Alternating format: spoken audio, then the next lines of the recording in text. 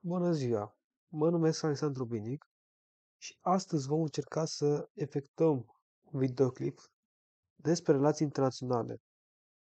Având în vedere că în primul an de facultate am studiat și am avut un curs despre relații internaționale, am decis ca astăzi să fac un mic comentariu asupra notițelor și cursurilor domnului meu profesor de la facultate, să văd cum mă descurc și dacă reușesc și eu să predau, dar atenție, numai pentru mine și scop, cum să vă spun, personal, în scop de entertainment, de distracție. Nu am de gând să monetizez această înregistrare. Am de gând să păstrez doar pentru mine ca un exercițiu pedagogic. Haideți să începem.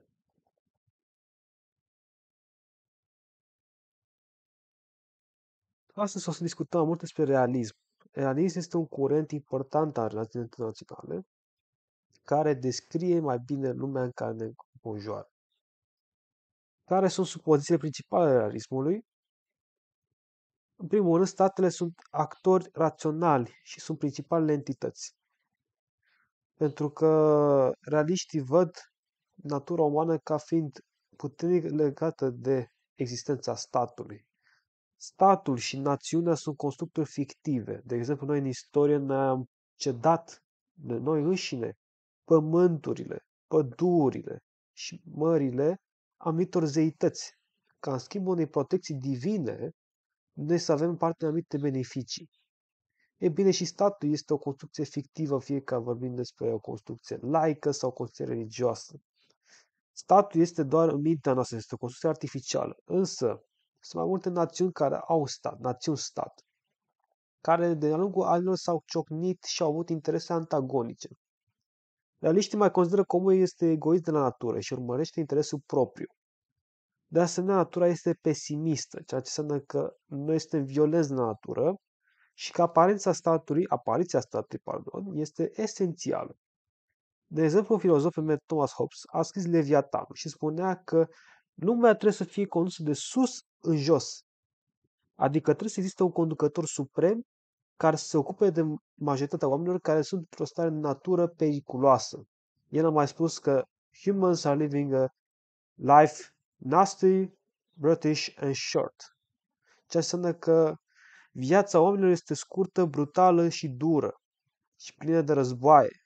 Și avem nevoie de un lider suprem care să ne garanteze pacea și libertatea de, nu neapărat libertatea, ci mai degrabă o anumită siguranță în cadrul acestui contract social pe care îl numesc filozofii politici, contractul social lui Hobbes. Realiștii, de asemenea, caută să maximizeze puterea întotdeauna.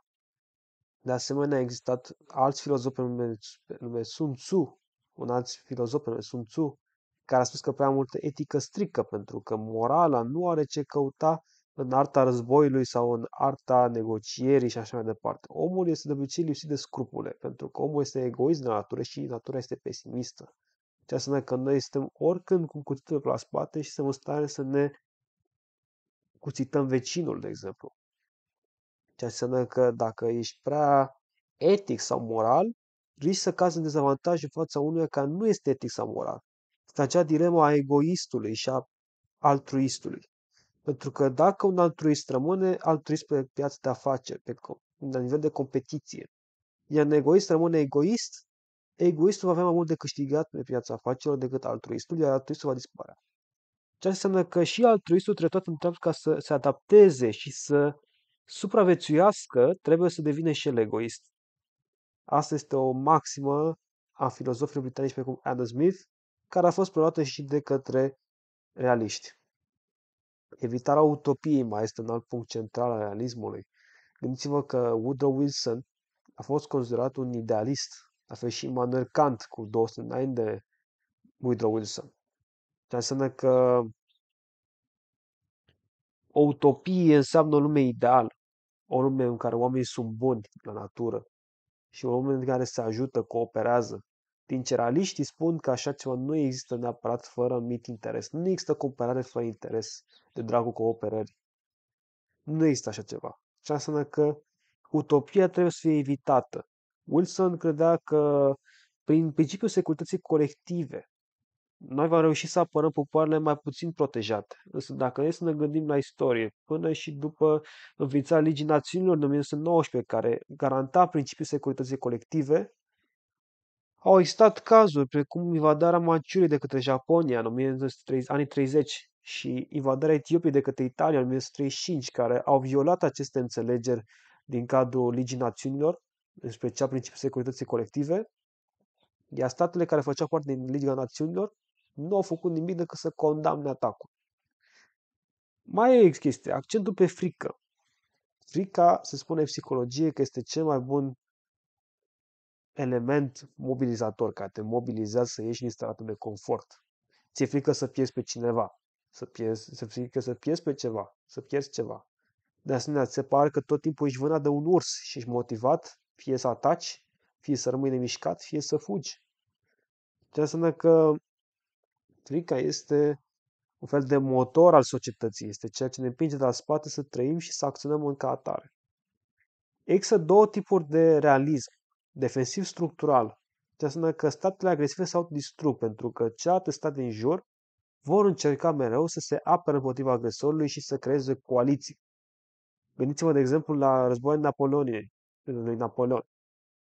Franța era un stat destul de puternic care încerca să obține hegemonia Europei. Drept răspuns, au fost mai multe state, chiar cu interese antagonice înainte de Napoleon, care au încercat să se alieze împotriva unui dușman comun. Și în cele din urmă Napoleon a pierdut. Și ofensiv structural, supraviețuirea este unicul scop. Și înseamnă că tu, dacă ai puține resurse, de exemplu, și vrei să te expandezi ca să asiguri supraviețuirea statului tău și a populației tale, trebuie mai întâi să treci la acțiune și să cucești alte state mai mici din jurul tău. Acum, să vă dau câteva exemple de realism pe care aș dori să le adaug și mi s-a părut interesante. Multă lume vorbește despre Principele lui Machiavelli ca fiind o carte interesantă și este o carte foarte interesantă. De altfel, în cursul domnului profesor, Machiavelli este un gânditor realist. Însă, din punct meu de vedere, a mai fi fost un gânditor care merita să fie menționat și mai Cautilia, cel care a scris Arta Shastra. În Arta Shastra sunt descrise mai multe elemente interesante, precum spionajul, relații internaționale, politica internă și, de asemenea, arta gestionării și administrării unui oraș sau întregi regiuni. Acum, în cartea Cautilia, scrisă de Cautilia Arta Shastra, a mai fost menționat un principiu și anume sistemul mandala. Gândiți-vă că dumneavoastră sunteți la sud și iar la nord mai aveți un inamic. Iar mai la nord decât inamicul noastră aveți un stat neutru dumneavoastră. Sistemul mandala constă în alierea noastră cu statul cel mai la nord ca să puteți să încolțiți statul din mijloc care vă este inamic. Și în momentul în care îl cuceriți statul din mijloc și o faceți graniță comună cu vechiul stat din nord, cel mai din nord, acesta din nord, care a devenit vecinul noastră, devine inamic și condamnați acest sistem și așa mai departe.